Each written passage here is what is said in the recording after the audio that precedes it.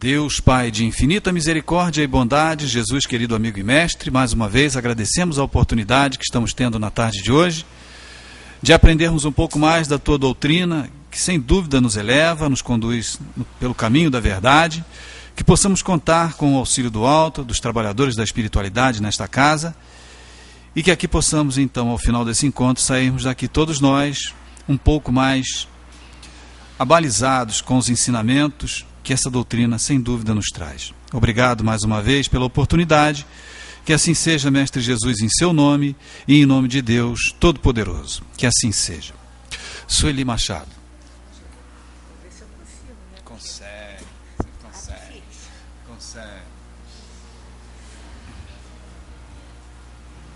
Uma boa tarde a todos. Vamos ver se a voz vai aguentar, porque de manhã não tinha nada, né? Mas a necessidade me obrigou a vir assim mesmo e obrigar vocês a ouvir uma voz ruim aí, mas não tem jeito, né? A gente vai devagarinho, a gente consegue dar conta aí da reunião, né? Sempre contando com a ajuda dos espíritos, né? E como eu já tive outras experiências parecidas e deu certo, então a gente vai arriscar, né? Daqui sem nada, lembra da outra vez? Né, eu até saí. Teve uma vez que eu tinha que fazer uma palestra em Teresópolis e eu amanheci totalmente afônica, não tinha voz nenhuma. Aí avisei que talvez eu não fosse conseguir, né? Aí o rapaz lá, aquele rapaz, como é que é o nome dele? Até esqueci lá do presidente do centro de Emir. Emir falou, pode vir, vai chegar aqui, não vai ter nada. Realmente, cheguei lá, não tinha nada, quando eu saí, fiquei afônica de novo. Eles me ajudaram, pelo menos, a fazer, né, a reunião que eu precisava fazer. Bem, nós estamos aqui no capítulo que fala da questão dos animais, dos reinos da natureza, e na semana que passou, nós falamos encerramos a nossa reunião com a questão da alma dos animais, né? Falamos alguma coisa sobre o livre-arbítrio, né? Porque aqui Kardec faz essa pergunta, se os animais têm livre-arbítrio, e a resposta a gente leu e comentou já alguma coisa, dizendo que eles não são simples máquinas, né? Descartes achava isso, que eles eram simples máquinas, mas com o decorrer do tempo, dos estudos e as revelações através do comportamento, né, desses animais, entendeu-se que realmente os animais são muitas vezes próximos a nós no comportamento, na atitude que eles tomam, e eles são muito inteligentes, né? Eles preservam a sua espécie, eles fazem um esforço enorme, né, para preservarem a sua saúde, a sua espécie, a sua condição. Então, com certeza, os animais não são simples máquinas.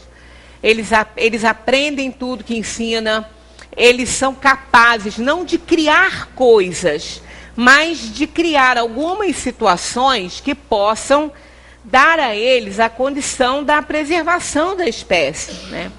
Então, aquilo que não o obriga, né, nesse sentido, ele continua fazendo do mesmo jeito como ele sempre fez. Mas, em algumas situações, o animal faz escolhas, sim. Tem vários estudos, várias historinhas a respeito disso. Tem uma muito interessante da raposa. Ela estava com fome, claro que o animal com fome, ele vai dar um jeito de arrumar o alimento dele, né? Então, ela estava numa espécie de laboratório, assim, aberto, sendo supervisionada por câmeras, filmada. Então, ela ficou com fome, porque eles alimentaram essa raposa, ela ficou com fome, e tinha um ganso, um pato, não sei que parecia ser um ganso mesmo, e um pescoço assim bem compridinho. Então ele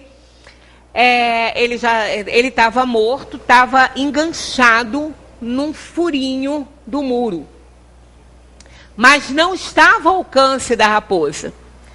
Ela não conseguiria tirá-lo de lá, nem pulando muito, ela não conseguiria alcançar essa ave. ela fez de tudo, ela pulou bastante, ela ficou cansada. Quando ela viu que não dava mesmo, ela parou, ficou paradinha, sentou na frente lá da ave e ficou analisando aquele espaço que ela tinha, né? Ficou analisando o muro todo, que ela tinha que saltar. Ela tinha que saltar, ela tinha que ou pegar e puxar, mas senão ela teria que passar. Aí o que ela fez? Ficou analisando e eles tinham feito uma pequena fenda, assim, onde eles enfiaram o bico da ave, e deixaram bem preso, para que se ela puxasse, alcançasse a ave e puxasse, ela não conseguisse tirar. E assim, ela tentou, não conseguiu, observou, e o muro era bem largo, assim, em cima.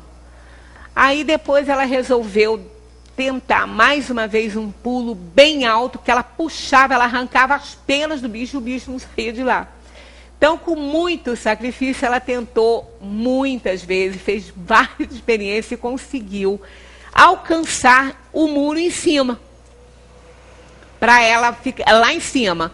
Só que quando ela fez isso, ela percebeu também que ele também não estava, o alcance não estava tão fácil para ela também, porque foi tudo estudado para isso, né? Então ela resolveu fazer um gancho com as próprias patas traseiras, né? Ela botou as patas para fora do muro, igual aqueles ganchinhos, né, que jogam e que eles seguram. Ela fez isso com as patas, se esticou o máximo que ela pôde, pegou bem na cabeça da ave e foi fazendo assim para poder tirar a ave dali, enquanto ela estava pendurada de cabeça para baixo, tentando arrancar a ave, e ela conseguiria, né? E conseguiu. Assim que ela conseguiu, mordeu forte, né? E foi se ajeitando para fora do muro, foi tentando subir, carregando aquele bicho, e conseguiu transpor o muro e levar a ave com ela, e foi um prêmio mais que merecido. Então essa raposa, ela bem que raciocinou o que ela tinha que fazer, porque ela não estava conseguindo, dando os pulos, ela não estava conseguindo, isso era o que ela sabia fazer, pular, mas ela não estava conseguindo tirar. Então ela raciocinou na medida das possibilidades dela. Há pouco tempo fizeram também algumas demonstrações com polvos, né, para encontrar comida, mas ele tinha que passar por um labirinto, e ele conseguiu chegar lá, e era difícil, era muito difícil, ratos nem conseguiram, ele conseguiu, e era bem estreito, mas ele é invertebrado, ele conseguiu se espremer e passar pelos espaços bem pequenininhos. Fizeram experiências também com cães para transpor, né, para transpor de um muro para o outro, assim, num vazio, mas calculando também que ele poderia saltar ali. Então ele olhou, ele tentou, até ameaçou, voltou, ele e ficou olhando também aquele espaço que ele tinha para transpor. Ele só foi depois que, segundo a análise que ele fez daquilo tudo ali, dava para ele transpor, senão ele não iria. Então, na primeira vez, não quis ir, não foi. O outro que eles puseram conseguiu transpor. Então, ele preferiu não saltar a cair lá e morrer, né? Porque era alto. Então, ele não foi. Então, isso prova que eles têm também um senso muito bom de distância, de tudo, né? Então, os animais, eles podem não criar situações, assim, para melhorar a sua situação. Um pássaro, ele vai fazer um ninho do mesmo jeito sempre, como ele sempre fez, né? Ele, aquele que prepara o seu ninho para encantar a fêmea, vai encantar a fêmea com aquelas coisas que ele encontra, gravetinhos, pedrinhas e tudo. Ele não vai fazer um castelo para ela, ele não vai evoluir aquela situação ali, mas ele vai enfeitar o máximo que ele pode, que ele sabe fazer, o que ele já vem fazendo, né? Sempre, toda a sua espécie já vem fazendo isso. Então a inteligência deles e o raciocínio é sempre assim, é limitado. Eles não têm um livre-arbítrio para fazer escolhas. Eu quero escolher morar num lugar melhor, fazer um ninho num lugar melhor. Não, eles não têm esse conhecimento, eles não têm essa possibilidade de fazer isso. Eles também puseram um pássaro, um corvo, para fazer também uma experiência, para ver se ele conseguia tirar o alimento de um lugar bem fundo assim. E eles puseram algumas coisas perto de onde ele estava, assim, que ele podia usar. E ele conseguiu usando um graveto. Ele analisou a situação e achou que o graveto poderia auxiliá-lo a tirar a comida lá de baixo. E ele conseguiu tirar. Ele espetou e conseguiu puxar. Então a gente vê que com fome, quer dizer, eles fazem isso para eles se alimentarem, para eles proverem a vida deles ali. Mas se não tiver esse incentivo, né, se não tiver essa necessidade, eles ficam fazendo sempre a mesma coisa que eles já fazem, né, há milênios. Então a liberdade deles é limitada para a sua sobrevivência mesmo. Desde que, de onde vem a aptidão de certos animais para imitar a linguagem do homem, e porque essa aptidão se encontra mais entre as aves do que no homem. E porque essa aptidão se encontra mais nas aves do que entre os símios, né? O símio imita os gestos, certos pássaros imitam a voz. É a conformação física, segundo os espíritos, uma conformação particular dos órgãos, né, vocais que dão aos pássaros essa facilidade de imitar as pessoas, de imitar. Se bem que em algumas situações nós já tivemos exemplos de animais, de aves, que não só imitam a fala, né, aquilo que eles ficam ouvindo. Meu avô tinha um papagaio que todo dia de manhã pedia café para ele. Eu era criança,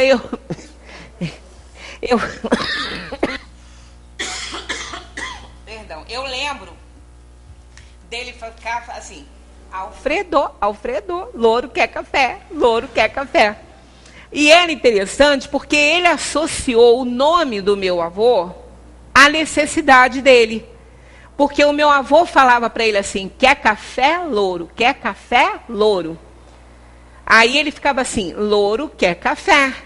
Ele botava o nome dele na frente: louro quer café. Ele fazia uma frase. Mas depois ele começou a ouvir o nome do meu avô, né? A gente chamando o nome dele. E aí ele associou o nome dele a ele, e era ele que dava café. Então ele tirou o louro e botou Alfredo. Aí ele ficava Alfredo. Ah, não, ele deixou, mas botava Alfredo. Alfredo, louro quer café. Então ele conseguia formar essa frase. Isso aí não foi ensinado para ele. Foi ensinado assim, um pouco, um pedaço. E ele depois fez uma associação. Então, como ele queria se alimentar, isso também, o que o motivou a fazer isso, né, a se esforçar, foi a necessidade dele comer e dele receber aquilo que ele desejava. Então, são muitas as histórias que acontecem no reino animal, que quando a gente conta, às vezes, a pessoa fala assim: é porque ela gosta muito, né? Então ela fica viajando aí, né? Mas não é, não. Se a gente observar, eles fazem um esforço enorme para prover, né, a existência deles, as necessidades físicas deles, né? Pois se os animais têm uma inteligência que lhes dá uma certa liberdade de ação, há neles, então, um princípio independente da matéria? Porque é logo o que a gente pensa. Por quê? Olha, nós sabemos que nós não somos corpos, né? Nós não somos corpos. Nós temos uma oportunidade aí, um corpo que o espírito trabalha nesse corpo, na ocasião da sua encarnação. Uma extensão do perispírito vai para o útero materno e com esse material genético oferecido pelos pais, que carrega, né, aí a forma na sua genética, o espírito, através do perispírito, vai construindo aquele corpo ali, vai não é uma forma. Ele vai formando o corpo que ele precisa de ter para a sua encarnação, com o material genético oferecido pelos pais, e aquela forma humana já se encontra na genética desse material que é oferecido. Uma vez o espírito entrando, o princípio espiritual entrando no reino nominal, nunca mais ele perde a sua forma humana. Nunca mais. Aquilo está presente na genética. Nunca mais ele vai perder a forma humana. O que ocorre muitas vezes é que após a desencarnação, e até mesmo durante a encarnação, como o perispírito é o fluido semimaterial que une o espírito ao corpo, e é através dele que o espírito interage na matéria, como isso ocorre, o perispírito, esse fluido, é muito plástico. Ele é muito sensível ao comportamento humano, às coisas que o homem faz, o homem, aquele complexo triplo, né? Espírito, perispírito e corpo. Então ele é muito sensível ao comportamento do espírito. E ele vai se deformando à medida que o espírito vai se conduzindo na matéria, vai tendo as atitudes, né, muitas vezes erradas, com o mau uso do livre-arbítrio, e ele recebe essa carga toda. Eu já dei aqui um exemplo, é grosseiro esse exemplo? É, porque isso é apenas uma simbologia, isso não é um fato que ocorre daquela maneira ali, evidentemente que não.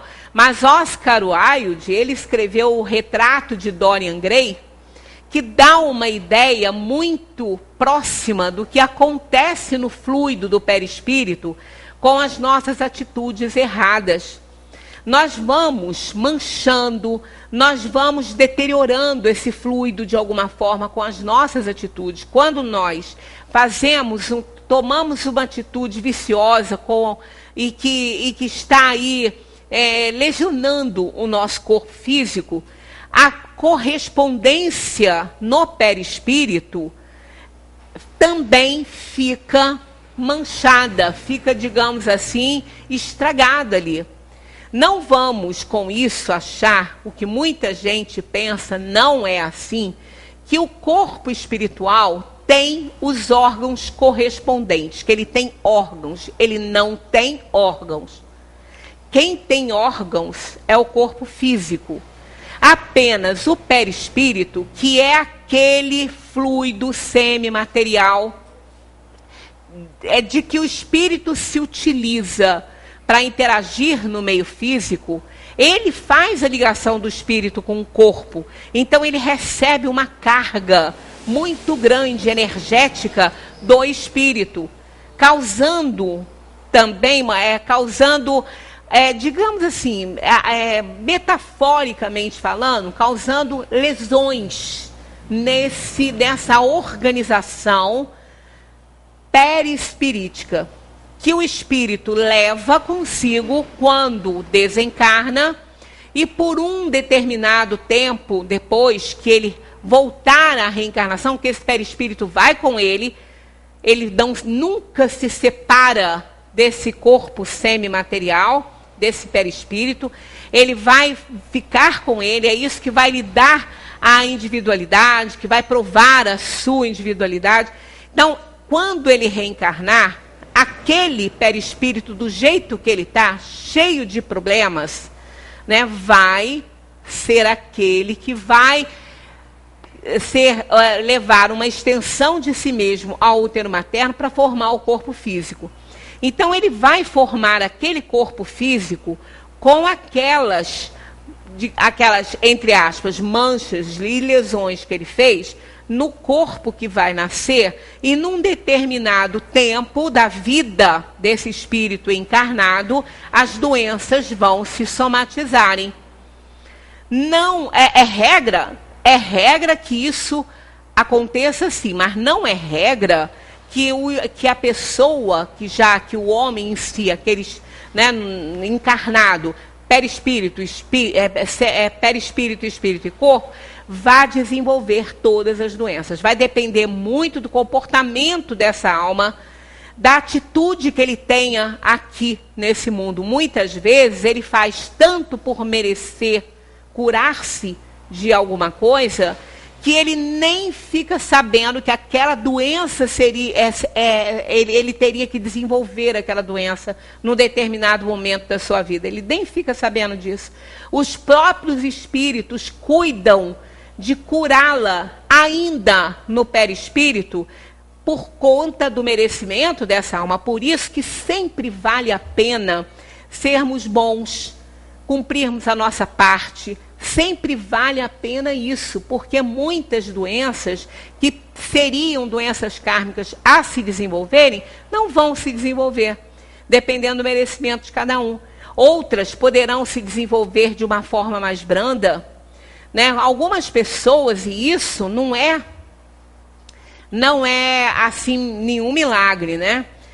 É comum, às vezes, uma pessoa sofrer de um problema qualquer, ou se acidentar, e precisar de um raio-x, de uma ressonância, alguma coisa assim, e nesse exame, seja ele qual for, aparecer muitas vezes uma cicatriz em determinado órgão ali do corpo físico, como se ela tivesse sido sofrido, digamos assim, uma intervenção cirúrgica.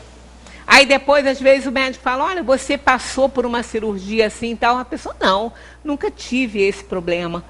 Né? Então, aquilo ali foi uma ação dos espíritos corrigindo o problema presente no perispírito antes que ele se somatizasse no corpo físico. Mas, muitas vezes, ele já estava agindo sem que aparecesse para a pessoa. Né? Então, os espíritos cauterizam isso, fazem um trabalho, não é milagre, isso faz parte do laboratório da natureza. Por isso que sempre vale a pena sermos bons, fazermos a nossa parte, porque às vezes, por mais que a gente reclame das coisas que nos acontecem, poderia ser muito pior. Né? Poderíamos ter muito mais problemas do que, na verdade, a gente está tendo. Então, é sempre importante essa questão aí. Então, esse perispírito, ele, no homem em si, né, já é espírito, ele já tem espírito, acontece muitas vezes com o nosso comportamento essas marcas que a gente faz que vão ter que ser resgatadas em encarnações futuras, o perispírito levando isso aí. Não significa que aquele, por exemplo, alguém atirou em alguém, né, e matou a pessoa. Feriu o coração da pessoa e ela morreu. Não teve condição. No momento em que ele fez isso com a outra pessoa, ele também lesionou o seu coração correspondente lá no perispírito, mas não que tenha um coração lá. Apenas uma marca ficou ali que ele vai levar para ele poder resgatar. Não tem um coração lá sangrando, não. Né? Como às vezes eu já ouvi algumas pessoas em palestra falarem essa bobagem. Né? Dizer, não, tem lá, por isso que eu não posso doar órgãos, porque como é que eu vou fazer na dimensão espiritual? Órgãos são da matéria, pode doar todos, o espírito não precisa deles. E nem tampouco tem essa correspondência no perispírito. O perispírito é um fluido, ele apenas recebe a carga energética dos órgãos. Não tem órgãos lá. Ele recebe uma carga energética deles todos, né? Então acontece isso. Aí esse espírito, ao reencarnar, quando ele retornar à matéria, ele está lá com aquela lesão lá que ele fez por conta da morte que ele provocou em outra pessoa para ele fazer o resgate dele. Significa que então alguém vai ter que atirar nele para ele resgatar? Também não. Por quê? Porque senão essa pessoa que atiraria não teria responsabilidade nisso. Né? Seria um instrumento de Deus. Nunca o mal é instrumento de Deus. Jamais. Só um instantinho. O que pode acontecer é o seguinte. Uma bala perdida que tem endereço próprio, que a pessoa não teve intenção de alcançar ninguém, né? Apenas aconteceu um acidente, né? Um acidente de trânsito que possa ferir o coração dessa pessoa, várias situações sem que as pessoas precisem de ser, que alguém precise de ser responsabilizado por isso. E se não houver nenhuma situação que possa ser aproveitada para isso, vai desenvolver uma doença cardíaca ali naquele ponto. Não precisa responsabilizar ninguém. Porque senão nós teríamos um círculo vicioso. Ah, não, se eu matei alguém vai me matar. Não, de jeito nenhum. Não vamos achar que Deus precisa de nós para que as suas leis se cumpram na terra. De forma nenhuma. Nós somos instrumentos quando necessário, quando estamos ali com a ação e com a atitude na hora certa, no momento certo. Mas caso não, ele não precisa de nós para isso.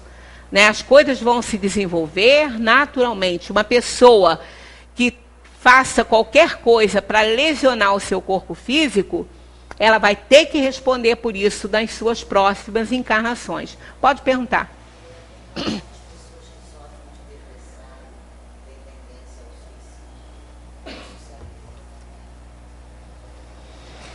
Ela está perguntando se as pessoas que sofrem de depressão e têm tendência ao suicídio, se aplica. Não, não dessa maneira, né? Mas a depressão, fizemos uma palestra aqui no domingo, onde focalizamos essa questão da depressão. Depois você pode pedir ali no balcão, que eles têm ela, para você dar uma olhadinha. Todo problema que a gente carrega, toda doencinha que a gente tem, todos os regramentos, toda desorganização, né, que a gente tem, nós sempre vamos ter uma carga material e uma carga espiritual atuando ali. Sempre vai ter. Né, por causa das nossas fragilidades. Todas as vezes que a gente baixa guarda em alguma situação, nós ficamos vulneráveis. Nós ficamos não só vulneráveis ao plano material, quanto ao plano espiritual. Uma pessoa que, nesse momento que a gente está passando aí, né, que o Rio de Janeiro, por exemplo, está sendo apontado como uma das cidades violentas, né, muito violentas. Hoje eles deram uma estatística de mortes a cada hora, uma coisa absurda aí, eu não sei se foram 14 a cada minuto, uma coisa horrível. Uma estatística triste, né, triste demais. Então, a pessoa sabendo que ela está numa situação dessa, ela não pode baixar a guarda. Ela não pode simplesmente parar em qualquer lugar, né? Parar o carro em qualquer lugar e ficar conversando dentro do carro, com a janela aberta, nem com ela fechada, mas não pode. Não é? Eu tive agora uma experiência, não comigo, mas com uma pessoa da família, que foi levar a menina para a festa junina da escola. A mãe e a filha e a priminha saltaram, enquanto ela estava saindo do carro, os dois chegaram com uma arma, né, e levaram o carro, e felizmente não aconteceu nada de tão ruim, mas podia ter acontecido, porque nesses momentos as pessoas não sabem qual será a reação. A mãe dela, por exemplo, atravessou e ficou lá puxando ela na mão dos bandidos. Né? Eles puxavam de um lado, a mãe puxava de outro. Uma hora dessa, podia ter levado um tiro. Né? Sem dúvida que podia ter levado. As crianças gritando muito do outro lado. Quer dizer, isso aí também chamando a atenção de todos, e isso 2h da tarde ali em Botafogo. Né? Então, a gente sabe, numa situação como a gente está assim vivenciando, não pode dar bobeira, de jeito nenhum. Ela demorou muito a sair do carro. O vidro, ela abriu o vidro que ela ia falar com a mãe, demorou muito a sair, deu mais oportunidade. Mesmo que num deles encontrem uma forma. Mas a gente não pode dar chance, né? A gente não pode ser instrumento para nada de ruim nessa vida. Então a gente tem que ficar esperto, né, nas situações em que a gente se encontra. Então, em todas as situações, nós temos a influência material e a influência espiritual, seja na doença, seja num comportamento. Em qualquer situação, nós somos alvos muito fáceis. Todas as vezes que estamos vulneráveis de alguma maneira, uma desatenção no trânsito, a gente provoca um acidente, uma desatenção ao atravessar a rua, né? A gente pode partir antes da hora numa situação dessa. Então, a gente não pode ficar vulnerável. Né, nem na parte material e nem na parte espiritual. Então, todas as vezes que a gente tem uma doença, a gente se fragiliza, a gente perde um pouco a confiança, a gente deixa de acreditar, né, deixa de ter fé. Então, tudo isso vai levando a pessoa a ser um alvo muito fácil da espiritualidade inferior. As nossas tristezas, as nossas insatisfações, tudo isso nos fragiliza muito e faz que a gente abra portas. Então, na depressão, isso acontece. A depressão, a gente comentou sobre isso aqui, ela é o último estágio de alguma dor. Seja ela física, seja ela psicológica, não estou dizendo que a pessoa não tem essa dor, mas moral, digamos assim. Uma dor moral, uma dor física, perda de entes queridos, perda de coisas materiais, perda de bens, perda de emprego, uma série de situações, aborrecimentos que a gente tem. Até subimos uma escadinha aqui no quadro, né, nós começamos a ter uma contrariedade. Começa assim, começa com o processo, não só de obsessão, quanto de uma doença, de uma coisa, uma situação qualquer. A gente começa a ter uma contrariedade, aquilo ali vira um aborrecimento, que vira uma irritação, que vira um mau humor, que vira uma frustração, né, que vira uma angústia, e depois a pessoa vai ficando num estado, e ela é um alvo tão fácil, que ela recebe uma influência tão grande, que às vezes ela não consegue retornar. E aí ela chega no mais alto grau aí desse problema que ela está passando e ela quer morrer, ela quer desaparecer. Então, se ela já tem uma tendência suicida que ela já traz de outras vidas, pode acontecer? Pode. Ela pode tirar a própria vida por conta disso. Não é? Então, existe essa possibilidade, mas isso não vem no seu perispírito, isso é uma parte moral. Né, isso já ela vem com essa tendência moral, mas isso não está impresso lá na organização do perispírito, não. Então, tudo isso só acontece com o ser humano. Porque com o animal é diferente, muito diferente. Olha o que Kardec pergunta. Se os animais têm uma inteligência que lhes dá uma certa liberdade de ação, há neles um princípio independente da matéria? Olha o que eles respondem. Sim, e que sobrevive ao corpo. É muito importante isso, né? Como nós falamos no início desse capítulo aí, quando estudamos os reinos da natureza, nós vimos que houve ali uma união, uma associação, digamos assim, do elemento material com o elemento espiritual, que são os dois elementos do universo. Acima disso está Deus, então Deus no controle de tudo isso, e foi acontecendo essa evolução. Eles colocam o átomo como a menor partícula, porque era o que se conhecia na época, mas hoje a gente sabe que não é a menor. Tem outras, né, menores. Mas houve o princípio espiritual ali associado àquele princípio material, que foram evoluindo, um auxiliando o outro nessa evolução.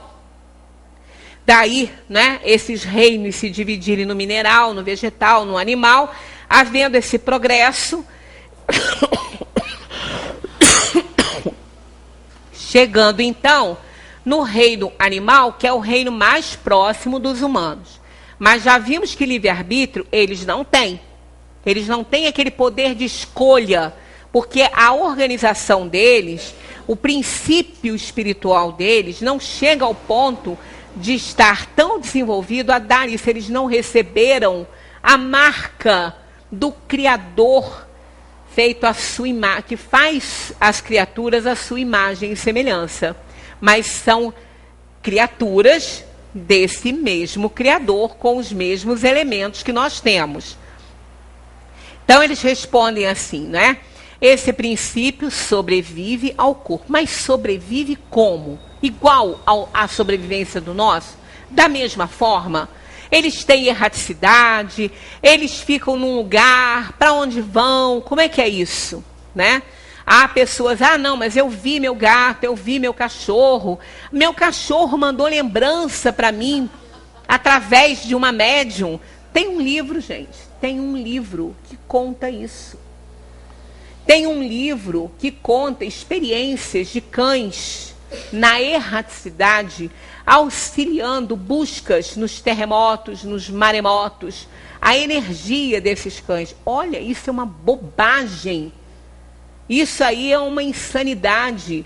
E desse mesmo livro, um dos cães mandou um recado para sua dona que estava no mundo. Pelo amor de Deus, vamos ter uma noção, uma coisa horrível, né? Isso aí, né? O Zé tinha essa preocupação, né?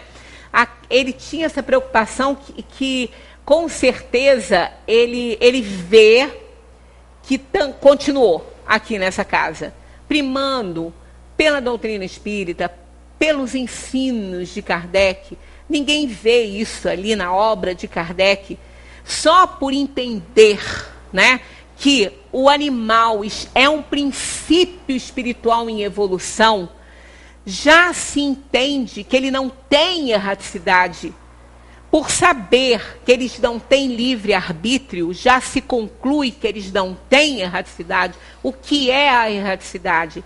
É o intervalo entre uma encarnação e outra, que dá oportunidade à alma de rever a sua vida passada, ou as suas vidas passadas, as suas experiências no corpo físico, o bem que fez, o mal que fez, o bem que deixou de fazer, e o mal que teve origem no bem que deixou de fazer, tudo, né?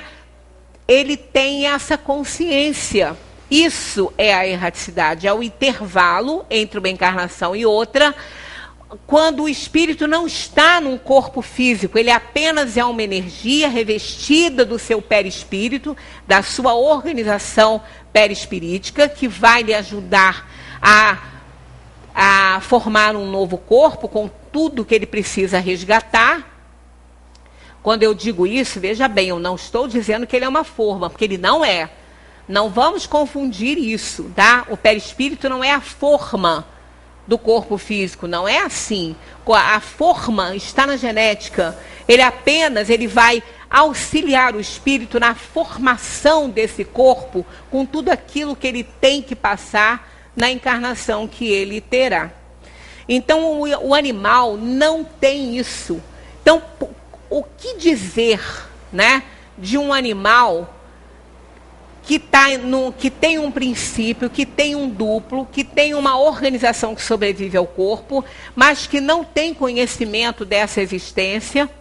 Fazer o quê no período de uma vida e outra? Não existe isso, ele está em evolução. Ele não perde tempo, porque seria uma perda de tempo. Até porque Kardec pergunta se ele tem essa consciência. Olha só. Esse princípio é uma alma. Quero atrapalhar. Ah, tá.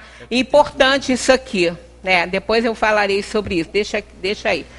Esse princípio é uma alma semelhante à do homem? Olha a pergunta que Kardec faz. Olha o que eles respondem. É também uma alma, se o quiserdes. Isso depende do sentido em que se tome a palavra. Mas é inferior à do homem. Há entre a alma dos animais e a do homem tanta distância quanto entre a alma do homem e Deus. Olha a distância. Olha a diferença. Né? Então, como eles não erram, eles não têm condições de fazer escolhas, por isso eles não erram. Eles são guiados pelos instintos que nunca erram, que permanecem em nós quando fomos criados simples e ignorantes por Deus, né, com a sua marca, que é o livre-arbítrio, o poder de amar, de raciocinar, com uma inteligência sem limites, operando a própria evolução. Aí o instinto deixa de nos direcionar 100% das vezes. Ele não desaparece, ele está lá. Está lá por quê? Porque ele vai suprir as necessidades da inteligência, as necessidades do nosso mau caráter, né? Porque caráter a gente tem, mas às vezes é mau caráter, não tá desenvolvido.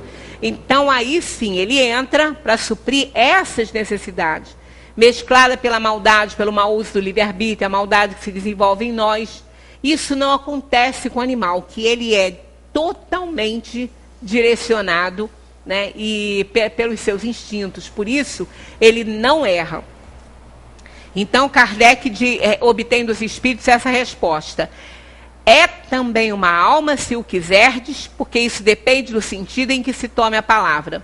Mas é inferior à do homem, e é essa distância toda, né, deles para nós e de nossa para Deus. E aí Kardec continua nesse assunto. Olha só. A alma dos animais conserva, após a morte, conserva após a morte sua individualidade e a consciência de si mesma? Por tudo que a gente já falou, qual é a resposta? Não. Né? Não. Isso é óbvio. Se fosse ao contrário, a gente acharia uma contradição enorme aqui. Eles dizem, a individualidade, sim, mas a consciência de si mesma, não. Tá vendo? A individualidade, por quê? Porque estão individualizados, tem um duplo, tem uma alma, tem algo que sobrevive ao corpo, então eles estão individualizados, eles não vão se juntar ao todo. Eles estão individualizados, mas eles não têm consciência da vida que eles levaram.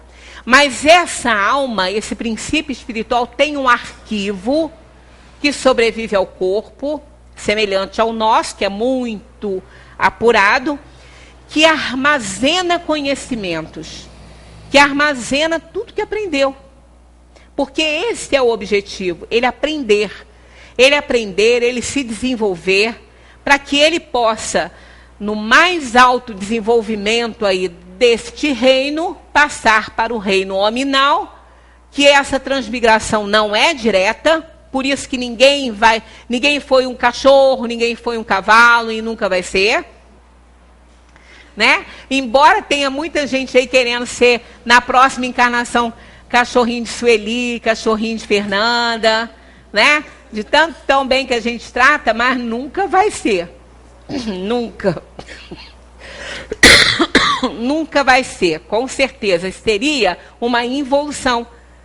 Né? E o espírito não regride, o espírito está sempre em evolução. Então ele não vai passar para o reino animal mais. Nunca, ele já saiu desse reino. Né?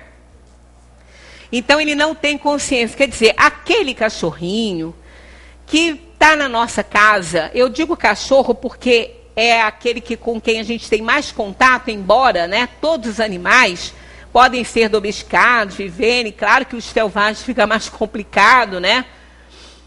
Hoje nós tivemos aí a triste notícia daquela onça que teve que ser abatida, aquilo foi triste, ela foi usada aí com esse negócio dessa Olimpíada, foi levada para lá, e ela é selvagem. Por mais que tenha, né, aqueles cuidadores e tudo, mas ela é um bicho selvagem. Quer dizer, ela avançou no soldado depois.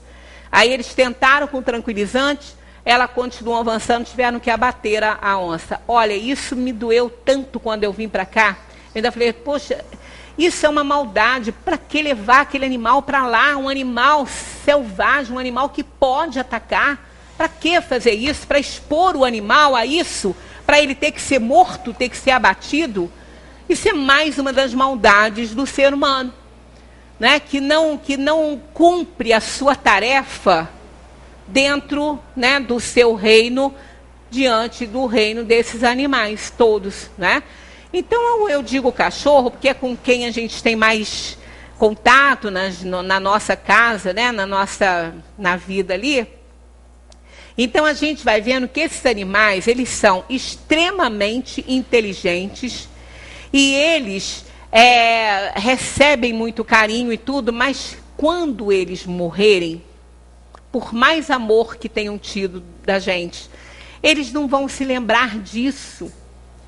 Se aquele princípio espiritual, aquela alma ali, for aproveitada numa outra fêmeazinha na mesma casa que estiver sendo coberta por um macho, aquela alma que vai animar aquele corpinho que vai se formar ali por conta dessa cobertura do macho, né, da cópula do macho, não vai lembrar que viveu ali. não vai lembrar que foi nossa, não vai lembrar do carinho que demos. Mas ela, essa alma, ela quando esse animalzinho nascer, ela já vai vir muito mais aprimorada do que antes por conta do que ela aprendeu, do amor que ela recebeu. Então vai vir um filhote mais tranquilo do que quando chegou da outra vez na nossa casa, porque ele não vai lembrar que recebeu esse carinho, mas ele recebeu, e isso está no seu arquivo mental. Ele não lembra, ele não tem essa consciência, mas está lá. Né? Então ele não vai nos reconhecer, não existe essa possibilidade. Ah, mas o animalzinho que eu adotei depois que eu perdi o meu, faz tudo igual. Será que é a reencarnação daquele que eu perdi? Nunca, não é. E ainda que seja a mesma alma, sabe por que ele faz tudo igual? Porque ele traz isso na sua genética. Ele faz as mesmas coisas. A gente, claro que tem algumas individualidades, algum comportamento diferente por conta do estímulo humano. Mas ele traz na genética dele, ele traz um aprendizado, um conhecimento que fica. Então ele não tem essa consciência. Pode ser ele? Pode. Mas não está fazendo isso porque com esse conhecimento ele pode fazer porque ele aprendeu isso, está na genética dele, está no arquivo dele, ele vai fazer. Mas qualquer um faria, porque tantos outros animais estão aí recebendo a mesma coisa que a gente oferece também. Né? Porque quem tem cachorro em casa percebe uma coisa que quase todos eles fazem. Na hora que eles querem dormir, eles ficam dando volta, né? Mexendo na caminha, desarrumando a caminha que a gente arrumou, porque quem disse que a gente arrumou caminha para eles? Aquilo que a gente fez foi horrível. Eles é que sabem fazer. A gente quer que eles durmam naquele lençolzinho esticadinho que a gente dorme, mas ele não é uma pessoa. Ele quer fazer a baguncinha dele, embolar o paninho para ele deitar em cima. Aí ele fica dando volta, ele fica circulando, como demora, né? Para fazer xixi a mesma coisa, para fazer suas necessidades, e fica dando volta, porque isso ele fazia muito lá atrás. Sempre está na genética dele isso. Ele está arrumando a cama dele. Ele está arrumando um espacinho para ele fazer as suas necessidades. E aí, às vezes, na nossa casa, no nosso tapete, ele cava. Faz a sua necessidade, fica com as patinhas para trás assim, cavando. E cava, faz buraco no tapete. Por quê? Porque quando ele fazia isso lá atrás, quando ele não era domesticado, ele está tapando suas necessidades, sua sujeirinha com a terra, com a folha. Ele está cobrindo. É por isso que ele cava. Está presente na genética dele. Então não vamos achar que ele está fazendo, não. Ele não foi adestrado em Harvard, mesmo que fosse, ele iria ter um comportamento igualzinho ao outro daqui da rua.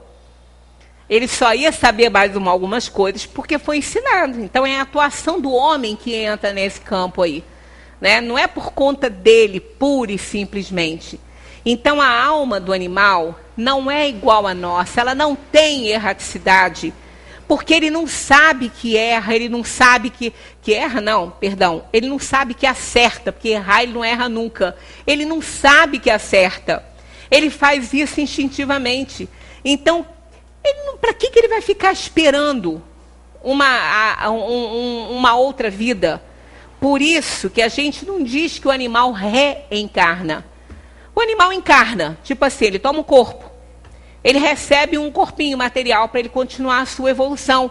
Mas a reencarnação envolve um conhecimento da encarnação antiga, para que ele possa, né, na erraticidade, fazer um balanço. Então ele vai viver novamente, ele vai reencarnar, vai vivenciar as experiências todas que viveu, que estão no seu arquivo mental.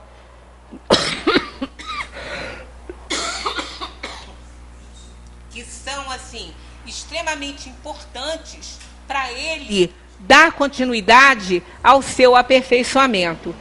Então, Kardec continua obtendo dos espíritos as explicações aí, ó. É inferior ao homem, não é? E ele mantém a sua individualidade, mas não tem consciência de si mesma. A vida inteligente permanece em estado latente. Então, ele não perde a inteligência, ele não perde o que ele aprendeu. Aí a gente volta àquela questão daquele animalzinho que está dentro da nossa casa, recebendo tudo, recebendo o alimento, carinho, a roupinha quentinha nesse inverno aí. Ao contrário do que a gente pensa, ele tem pelo, ele sente muito frio. Porque a quantidade de pelo que ele tem, às vezes não dá para aquecer quando o frio está mais intenso. Né? Então, ele vai procurar um cantinho, ele vai procurar um papelzinho, né? Ele vai procurar algo que possa escondê-lo, aquecer, vai entrar em alguma casa, alguma coisa, né? Para que ele possa se aquecer. Porque isso é instintivo, ele está preservando a necessidade, a espécie dele. Então, ele está tentando suprir essas necessidades. A morte, ele tem uma percepção de que algo está acontecendo, porque instintivamente ele percebe isso, mas é instintivo, ele não tem conhecimento que vai morrer, ele não tem esse conhecimento, ele sofre, mas ele não tem esse conhecimento da morte, mas ele percebe que algo ruim está acontecendo com ele, quando ele bois que vão para matadouro, animais que vão para abate, muitas vezes choram, muitas vezes aquele que você deixa num abrigo, o animal chora, mas ele não tem conhecimento de causa. Isso, a atitude dos humanos, a energia dos humanos, provoca algo ruim para eles. Então, eles estão percebendo que algo ruim está acontecendo. Né? Aquele animalzinho na nossa casa, isso a gente pode perceber perfeitamente, a pessoa que eutanasiar um animalzinho seu, está fazendo no ponto extremo, porque não tem mais jeito, o animal está sofrendo muito, e cabe ao homem tirar esse animalzinho do sofrimento. Então, quando não tem mais nada para fazer por ele, quando não se pode mais aplacar a dor desse animal, ele não tem que sofrer. Então, na nossa casa, ele não sabe que vai morrer. Quando o veterinário chega para fazer isso, a gente leva, ele não sabe que vai morrer. Porque a pessoa ama tanto que ela não passa essa energia para ele.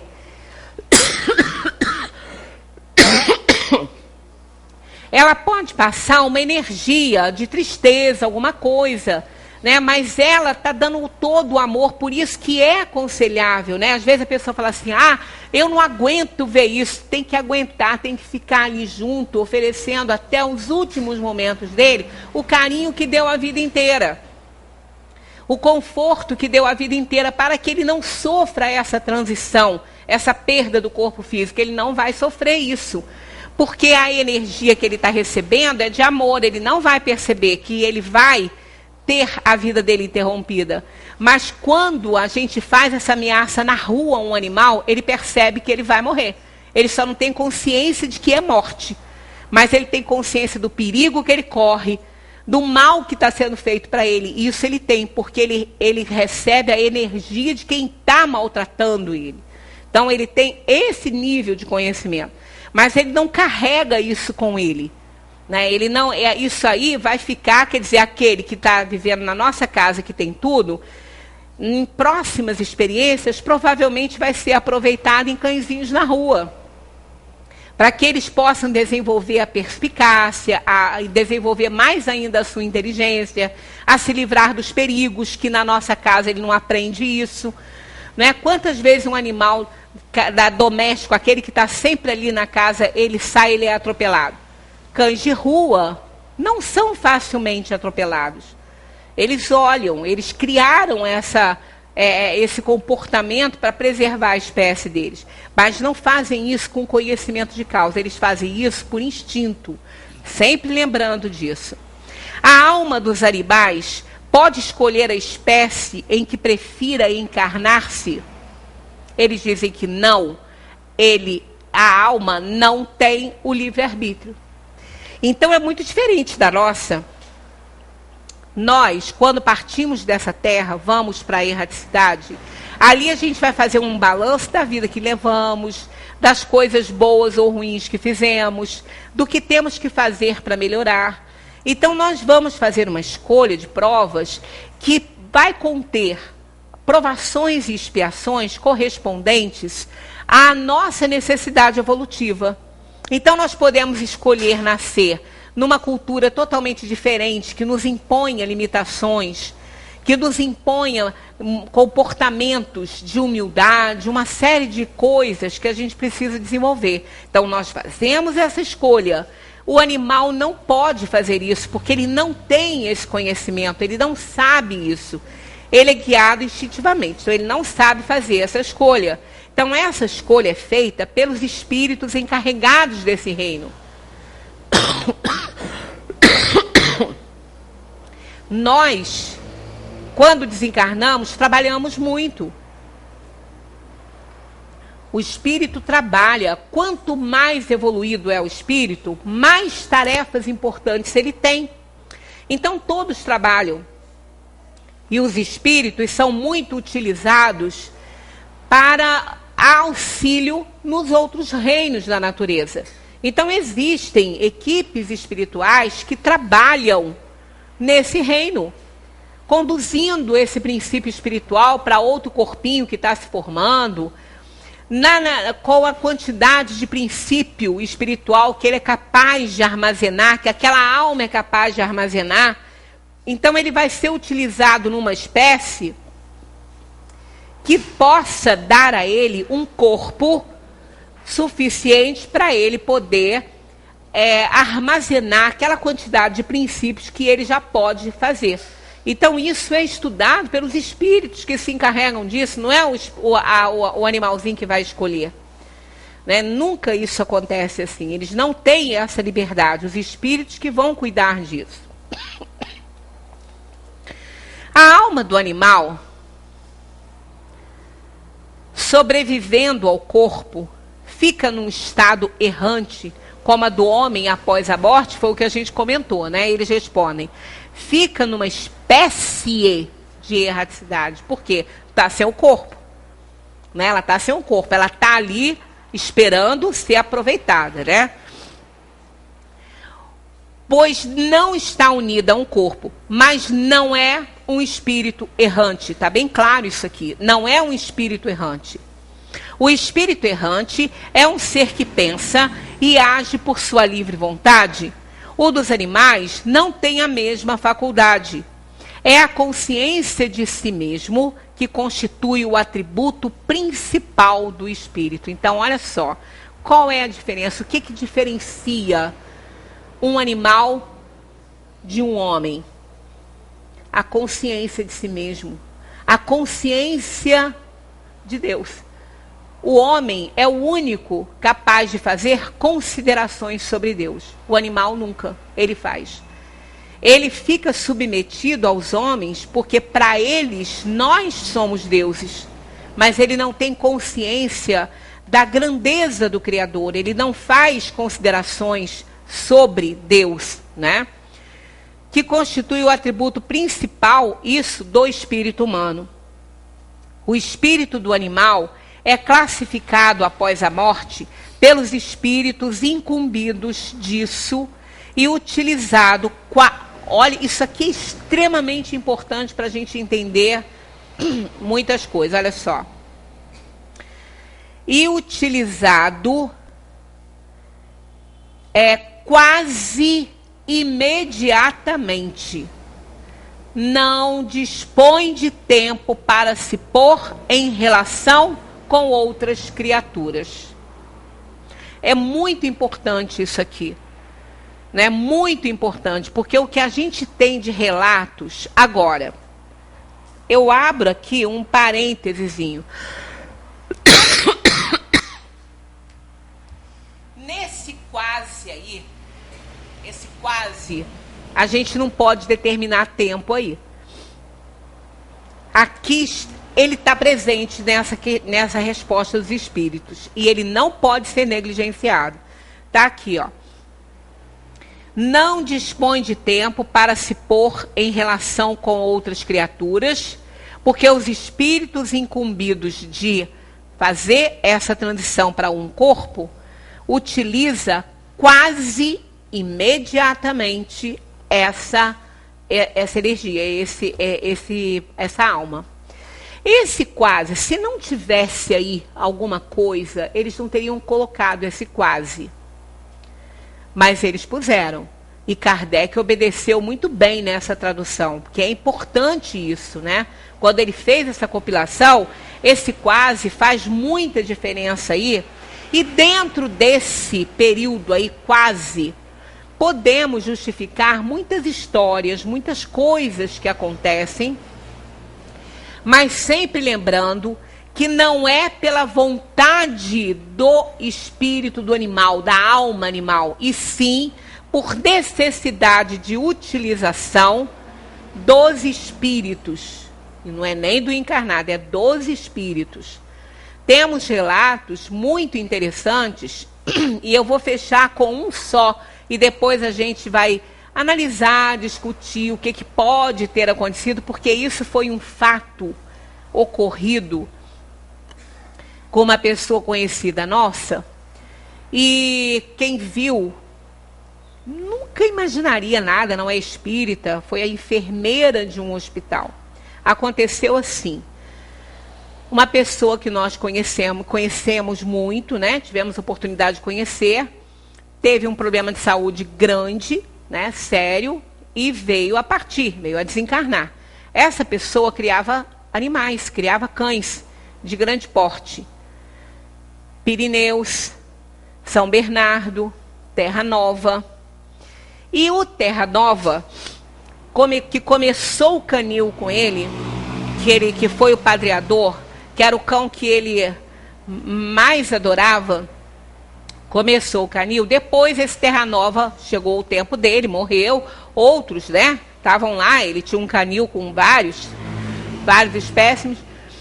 Muito tempo, anos e anos e anos depois, muito tempo, né, esse senhor veio a desencarnar. E quando ele estava no hospital da Unimed, aqui em Friburgo, ele desencarnou lá, uma pessoa muito ligada a nós, e também a família deles, estava lá no hospital para visitá-lo. A esposa dele saiu do quarto, encontrou com ela e falou que ele havia acabado de desencarnar e que ela iria em casa pegar uma roupinha para ele e tudo, e se ela podia ficar lá no quarto até que eles recolhessem o corpo lá do quarto. Então essa pessoa disse que sim, que iria. Ela estava na recepção, aqueles corredores são compridos, né? O quarto era longe. Nisso que ela está se dirigindo para aquele quarto onde estava o corpo, uma enfermeira veio correndo, enlouquecida pelo corredor, falando para ela: não entra aí. Não entra aí, que aí entrou um cachorro preto enorme, um cachorrão. E eu não sei de quem é esse bicho. O bicho apareceu do nada aqui no hospital. E se a direção pegar, nossa, nós é que vamos levar a culpa. A senhora não entra aí.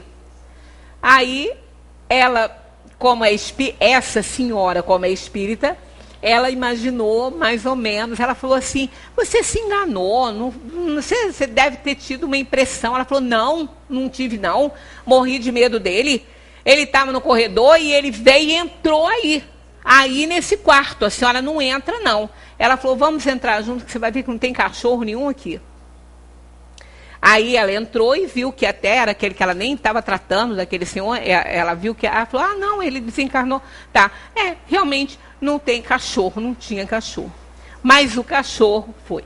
Aí, passado um tempo, essa pessoa levou uma foto daquele Terra Nova, né?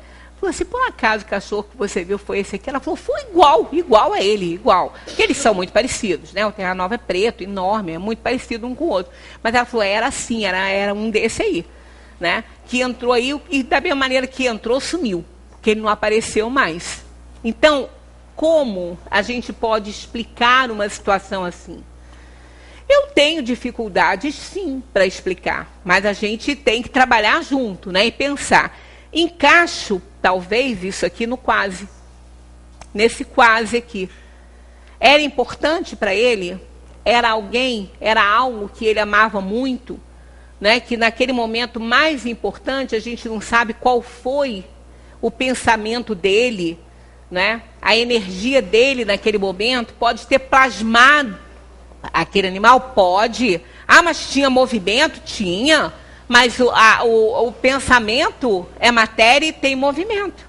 Então, há uma série de situações que podem explicar isso aí, como também o quase. E a própria energia daquele animal ter sido utilizada ali para auxiliar aquele senhor naquele momento, não sei. Muitas questões podem explicar isso aí, mas sempre dentro aqui da doutrina. Então, esse quase que imediatamente, quando nós entendemos que o tempo não é o mesmo, né, esse quase podem ser muitos anos na Terra. Né? Segundo os espíritos, 100 anos na Terra é um piscar de olhos na espiritualidade. Então, esse quase pode significar um tempo necessário à utilização daquela energia, daquela alma para alguma finalidade. Pode. Mas não vamos com isso achar que a gente vai ficar encontrando com o nosso cachorrinho, né? Que a gente vai tê-lo dentro da nossa casa, depois que ele desencarnar. Não é bem assim. Aí a gente não vai viajar e ficar acreditando nessas histórias que o animal vai mandar recado através da médium. A gente vai ver que isso não existe, essa possibilidade. Um animal não pode ser mediunizado. Por que que não pode? A gente vai falar sobre isso depois. Mas só para te deixar aí uma no ar, não pode porque ele é inferior ao homem. A alma dele não é um espírito. Então os fluidos não são compatíveis. Então, se a mediunidade ocorre com o acasalamento fluídico, o fluido do animal não é compatível com o fluido do espírito humano. Então, não existe a possibilidade de mediunizá-lo. Pode magnetizar? Pode, porque o magnetismo é material. Mas se o fizermos, mataremos um animal. Porque o magnetismo humano é forte demais para a estrutura do animal e pode matá-lo. Então, são coisas que a gente, estudando a obra de Kardec, a gente vai encontrando respostas. Muita paz para todos. Continuaremos aqui, que tem muita coisa interessante ainda para a gente saber sobre esse reino maravilhoso. Muita paz.